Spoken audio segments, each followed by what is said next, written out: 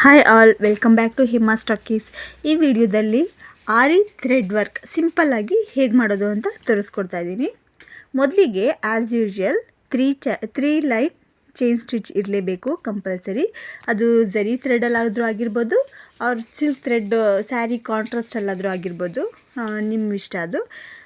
ಮೊದಲಿಗೆ sugar bead ಒಂದು line, ಆಮೇಲೆ ಬಂಚ್ ಬೀಡ್ ಅಂತ ಬರುತ್ತೆ, ಅದು ಸ್ವಲ್ಪ ಸೈಜ್ ದೊಡ್ಡದಾಗಿರುತ್ತೆ ಅದು, ಮತ್ತು ಶುಗರ್ ಬೀಡ್ 3 ಲೈನ್ನ ನಾನು ಬೀಡನ್ನ ಹಾಕ್ಕೊಂಡು ಔಟ್ಲೈನ್ನ ರೆಡಿ ಮಾಡ್ಕೊಂಡಿದ್ದೀನಿ.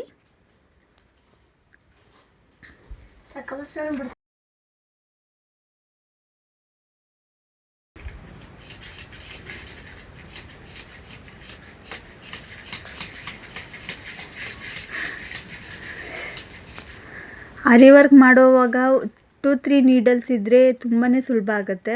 ಮತ್ತೆ ಅದು ಬೀಡನ್ನ ಲೋಡ್ ಮಾಡ್ಕೊಳ್ಳೋಕೆ ಕಷ್ಟ ಆಗೋದ್ರಿಂದ 2-3 ನೀಡಲ್ಸ್ ಇದ್ದರೆ ಒಂದೇ ಸರಿ ಲೋಡ್ ಮಾಡ್ಕೊಂಡಿದ್ರೆ ಪಟ ಅಂತ ಮಾಡ್ಕೋಬೋದು.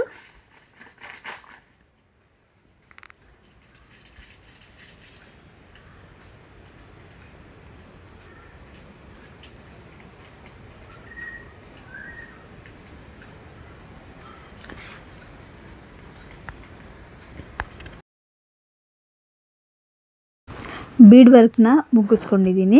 ಈಗ ನೆಕ್ಸ್ಟು ಥ್ರೆಡ್ನ 6 ಎಳೆ ದಾರನ ತಗೊಂಡು ರೆಡಿ ಮಾಡ್ಕೊಂಡಿದ್ದೀನಿ. ಈಗ ವಿಡಿಯೋದಲ್ಲಿ ತೋರಿಸ್ತಾ ಇರೋ ಥರ 4 ಡಿವೈಡೆಡ್ ಆಗಿ ಲೈನನ್ನು ಹಾಕೋಬೇಕಾಗತ್ತೆ. ಯಾಕೆ ಅಂದರೆ ಎಲ್ಲನೂ ಈವನ್ ಆಗಿರುತ್ತೆ ಅನ್ನೋದಕ್ಕೋಸ್ಕರ ಈ ಥರ ಮಾಡ್ಕೋಬೇಕು.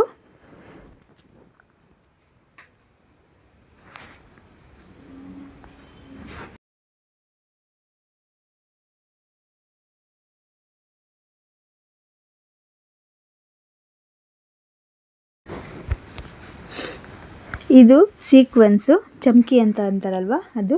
ಇದು ಎಲ್ಲ ಥರ ಸೈಜಸ್ ಸಿಗತ್ತೆ. ನಮಗೆ ಯಾವ ಸೈಜ್ ಬೇಕು ಅಂತ ನಾವು ಸೆಲೆಕ್ಟ್ ಮಾಡ್ಕೊಂಡು ತೊಗೋಬೇಕಾಗತ್ತೆ. ನೆಕ್ಸ್ಟು ನಾವು ಪ್ಲಸ್ ಶೇಪಲ್ಲಿ ಏನಿದೆಯಲ್ಲ, ಫಸ್ಟು 4 ಲೈನ್ಸ್ನ ಹಾಕ್ಕೋಬೇಕಾಗತ್ತೆ. ಲಾಂಗ್ ಫ್ರೆಂಚ್ ನಾಟು ಕೆಳಗಿಂದ ಸೂಜಿ ತಗೊಂಡು ಒಂದು ನಾಟ್ ಹಾಕ್ಕೊಂಡು ಸೀಕ್ವೆನ್ಸ್ ತಗೊಂಡು ಕೆಳಗಿಂದ ಥ್ರೆಡ್ ತಗೊಂಡು ನಾಟ್ ಹಾಕ್ಕೋಬೇಕಾಗತ್ತೆ. ತುಂಬ ಸಿಂಪಲ್ಲಾಗಿದೆ, ಪ್ರಯತ್ನ ಪಟ್ಟರೆ ತುಂಬ ಚೆನ್ನಾಗಿ ಬರುತ್ತೆ.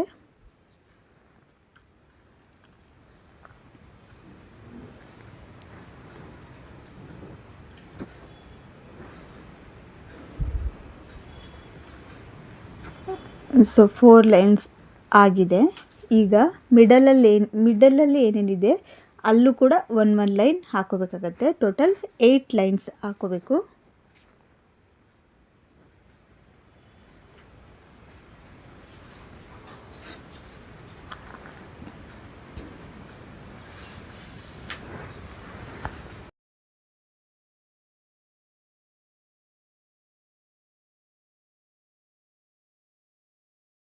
ಇಲ್ಲಿ ನಾನು ಸ್ಯಾರಿ ಕಲರು ಆ್ಯಡ್ ಮಾಡಿರೋದ್ರಿಂದ, ಸ್ಯಾರಿ ಕಲರ್ ಆರೆಂಜ್ ಕಲರ್ ಇದೆ.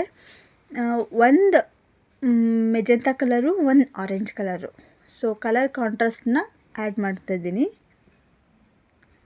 ಸೊ ನೋಡಿ, ಒಂದು ಮೆಜೆಂತಾ ಮುಗಿಸಿ ಆರೆಂಜ್ ತೊಗೊಂಡಿದ್ದೀನಿ. ಫುಲ್ ಹಾಗೆ ಬರುತ್ತೆ.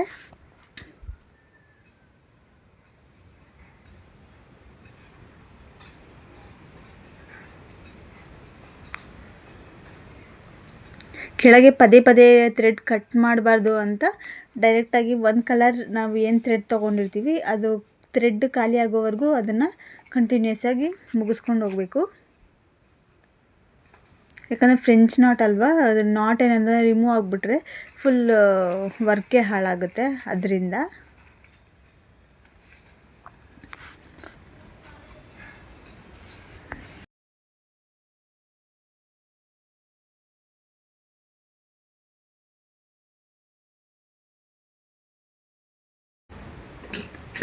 ಸೊ ಫ್ರೆಂಚ್ ನಾಟ್ ಎಲ್ಲ ಮುಗ್ದಾದ್ಮೇಲೆ ಬ್ಯಾಕ್ ಸೈಡಲ್ಲಿ ನಾನು ನಾಟ್ ಹಾಕ್ಕೊಂಡು ಗ್ಲೂನ ಸ್ಟಿಕ್ ಮಾಡ್ಕೊತಾ ಇದ್ದೀನಿ. ಪ್ರತಿ ವರ್ಕ್ಗೂ ನಾನು ಕಂಪಲ್ಸರಿ ಗ್ಲೂ ಅಪ್ಲೈಡ್ ಮಾಡ್ತೀನಿ, ಯಾಕಂದರೆ ವರ್ಕ್ ಸ್ಟ್ರಾಂಗ್ ಆಗಿರುತ್ತೆ ಅನ್ನೋದಕ್ಕೋಸ್ಕರ. ಸೊ ಇದು ವರ್ಕ್ ಕಂಪ್ಲೀಟ್ ಆದಮೇಲೆ ನಾವು ಏನು ಲಾಂಗ್ ಫ್ರೆಂಚ್ ನಾಟ್ ಹಾಕಿದ್ದೀವಲ್ಲ ಅದ್ರ ಸುತ್ತಲೂ ಝರಿ ಥ್ರೆಡ್ಡಲ್ಲಿ ಔಟ್ಲೈನ್ ಚೈನ್ ಸ್ಟಿಚ್ ಔಟ್ಲೈನ್ನ ಕೊಡ್ತಾಯಿದ್ದೀನಿ. ಪೆಟಲ್ಸ್ ಥರ ಕಾಣಿಸುತ್ತೆ. 8 ಪೆಟಲ್ಸಲ್ಲಿ ಔಟ್ಲೈನ್ನ ಕೊಡಬೇಕಾಗತ್ತೆ.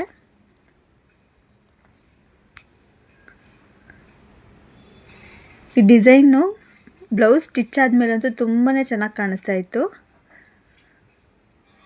ನೀವು ಕೂಡ ಟ್ರೈ ಮಾಡ್ಬೋದು. ಇದು ಡಿಸೈನು ತುಂಬಾ ಸಿಂಪಲ್ಲಾಗಿದೆ, ಬೇಗ ಕೂಡ ಮುಗಿಯುತ್ತೆ.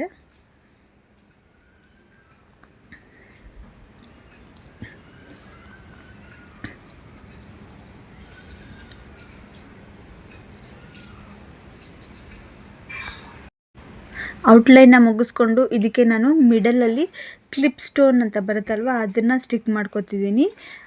ಯಾಕಂದರೆ ಬ್ಲೌಸ್ಗೆ ಅದು ರಿಚ್ ಲುಕ್ ಕೊಡುತ್ತೆ. ನಾರ್ಮಲ್ ಸ್ಟೋನ್ ಕೂಡ ಸ್ಟಿಕ್ ಮಾಡ್ಕೋಬೋದು.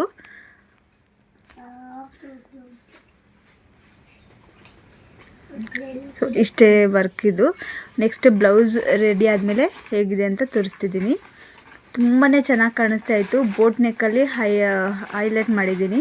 ಈ ವಿಡಿಯೋ ನಿಮಗೆ ಇಷ್ಟ ಆಗಿದ್ದರೆ ಪ್ಲೀಸ್ ಸಬ್ಸ್ಕ್ರೈಬ್ ಮಾಡಿ, ಸಪೋರ್ಟ್ ಮಾಡಿ. Thank you for watching.